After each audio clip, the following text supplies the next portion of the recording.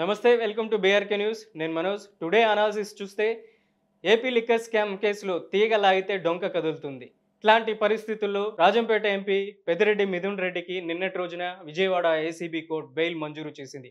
దాదాపు 71 రోజుల పాటు రాజమండ్రి సెంట్రల్ జైల్లో ఉన్న ఎంపీ మిథున్ రెడ్డికి నిన్న ఏసీబీ కోర్టు బెయిల్ మంజూరు చేసింది.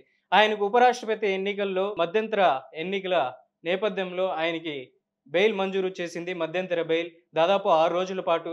ఆ తర్వాత రెగ్యులర్ బెయిల్‌కి అప్లై చేశారు. ఇక 71 రోజుల తర్వాత మిథున్ రెడ్డికి బెయిల్ మంజూరు చేసింది విజయవాడ ఏసీబీ కోర్ట్. ఈ లిక్కర్ స్కామ్ కేసులో ప్రధానంగా టీడీపీ ఆరోపిస్తుంది.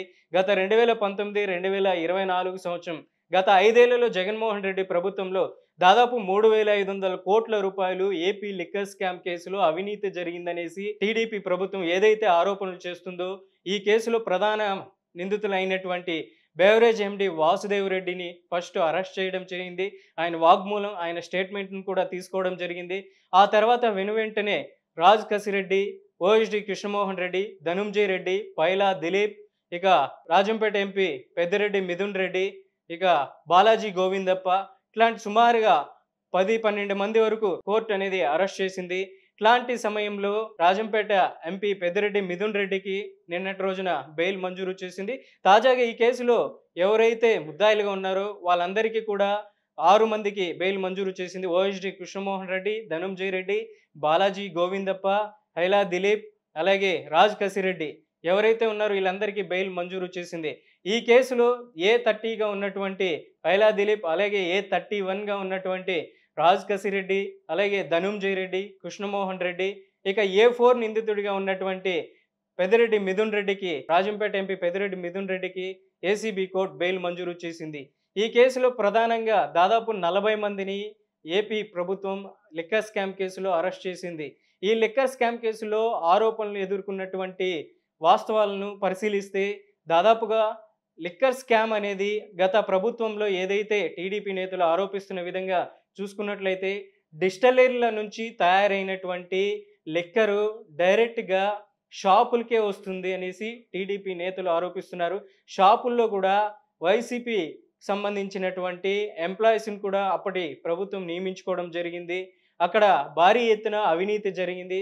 3,500 కోట్ల రూపాయలు డైరెక్ట్ క్యాష్ మనీ ద్వారా ఈ అవినీతి జరిగిందనే ఆరోపణలు టీడీపీ ప్రభుత్వం చేస్తుంది. ఈ చూసుకుంటే ప్రధానంగా డిజిటల్ మనీ పేమెంట్ అనే విధానాన్ని లిక్కర్ అమ్ముతున్నటువంటి పరిస్థితుల్లో అప్పుడు డిజిటల్ పేమెంట్ అనేది జరగట్లేదు. ఓన్లీ క్యాష్ మాత్రమే ఎక్కడైనా ఆంధ్రప్రదేశ్ రాష్ట్ర వ్యాప్తంగా షాపుల్లో ఈ మద్యానికి సంబంధించినటువంటి క్యాష్ ముడుపులు ద్వారా బయట దేశాలకు తరలి వెళ్ళినట్లు ఆరోపణలు వినిపిస్తున్నాయి. ఎన్నికల ఖర్చు కోసమే ఈ డబ్బంతా పోగు చేశారు. 2029లో ఏవైతే ఎన్నికలకి ఈ డబ్బుని సమకూర్చారనేసి టీడీపీ నేతలైతే ఆరోపిస్తున్నారు. దాంతో పాటుగాని భారీ ఎత్తున లిక్కర్ స్కామ్ జరిగింది. ఇది డైరెక్ట్ డిస్టిలరీ నుంచి డిపోకి వెళ్ళాల్సిన మద్యం, డిపో నుంచి డైరెక్ట్‌గా షాపులకి రావాల్సినటువంటి మద్యం, అక్కడ జరిగినటువంటి కంప్రెసేషన్ మనం చూసుకుంటే డిస్టిలరీ నుంచి డైరెక్ట్ షాప్‌కి రావడం ద్వారా భారీ ఎత్తున అవినీతి జరిగిందనే ఆరోపణలు వినిపిస్తున్నటువంటి సమయంలో తీగ లాగితే డొంక కదులుతున్నటువంటి ఈ సమయంలో పెద్దిరెడ్డి మిథున్ రెడ్డికి బెయిల్ మంజూరు కావడం, దీని వెనుక పెద్ద పెద్ద తలకాయలే ఉన్నారనేసి టీడీపీ నేతలు ఆరోపిస్తున్నారు. ఇంకా లిక్కర్ స్కామ్ కేసు అనేది ముగియలేదు. దీని వెనకాల పెద్ద పెద్ద బడా నేతలు ఉన్నారనేసి టీడీపీ నేతలు ఆరోపిస్తున్నారు. ఏదైతే టీడీపీ నేతలు ఆరోపిస్తున్న విధంగా మనం చూసుకున్నట్లయితే ఈ లిక్కర్ స్కామ్ కేసులో ప్రధాన నిందితులైనటువంటి ఎవరైతే చెవిరెడ్డి భాస్కర్ రెడ్డి కావచ్చు, బాలాజీ గోవిందప్ప, ఓఎస్డీ కృష్ణమోహన్ రెడ్డి, ధనుంజయ రెడ్డి, ఎంపీ మిథున్ రెడ్డి పెద్ద పెద్ద నాయకులు అంతా బయట వచ్చేశారు బెయిల్ మీద. ఇక కేవలం ఉన్నది 6 మంది మాత్రమే రాజమండ్రి సెంట్రల్ జైల్లో ఉన్నారు. ఇక విజయవాడ కోర్టులో ఓన్లీ చెవిరెడ్డి భాస్కర్ రెడ్డి దాదాపు ఇప్పటికే 100 రోజుల పాటు ఉన్నారు. ఈ లిక్కర్ స్కామ్ కేసులో ఆరోపణలు ఎదుర్కొంటున్నారు. ఇక మనం చూసుకుంటే ప్రధానంగా ఈ కేసులో 6 మంది మాత్రమే ఉన్నారు.